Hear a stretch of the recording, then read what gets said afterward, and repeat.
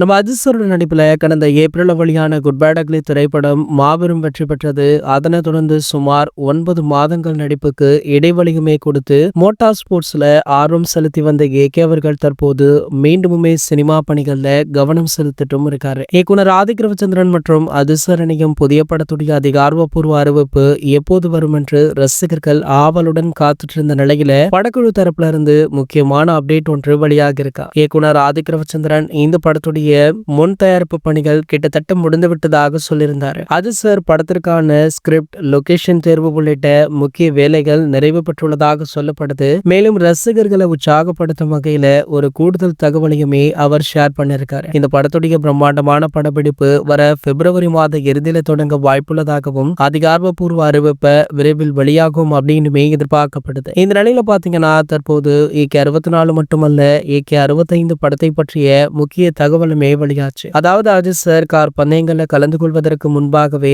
தன்னுடைய அடுத்த 5 வருடங்களுக்கான படங்களை நான் ஆல்ரெடி புக் பண்ணிட்டேன் அப்படின்ற மாதிரி சொல்லிருப்பாரு. சோ ஆகையால பாத்தீங்கன்னா ஏகே 65 திரைப்படத்தை இவர் ஆல்ரெடி சூஸ் பண்ணிட்டாரா. அந்த படத்துடைய இயக்குனர் யார் அப்படின்ற தகவல் தான் தற்போது வைரலுமே ஆகிட்டு இருக்கு. அவர் வேற யாருமே இல்ல, கோலிவுட்டுடைய மோஸ்ட் வாண்டட் இயக்குனரான நம்ம லோகேஷ் கனகராஜ் தான். இதனை சமீபத்திய கல்லூரி விழா ஒன்றில் கூட லோகேஷ் அவர்கள் மறைமுகமாக சொல்லிருப்பாரு. இந்த நிலையில பாத்தீங்கன்னா இவங்களுடைய காம்போல உருவாகிற படத்தின் படப்பிடிப்பு அடுத்த ஆண்டு ஆகஸ்ட் மாதத்துல துவங்க உள்ளதாக சொல்லப்படுது. சோ பூஜையுடன் கூடிய படப்பிடிப்பு ஆரம்பிக்க படக்குழு மிகவும் ஆவலுடன் இருக்காங்க அப்படின்னு ஏகே தரப்புல இருந்துமே தகவலும் கிடைச்சிருக்கு. இது போன்ற செய்திகளை பற்றி நீங்க உடனே தெரிஞ்சுக்க நம்மளுடைய சேனலை மறக்காம சப்ஸ்கிரைப் பண்ணிக்கோங்க.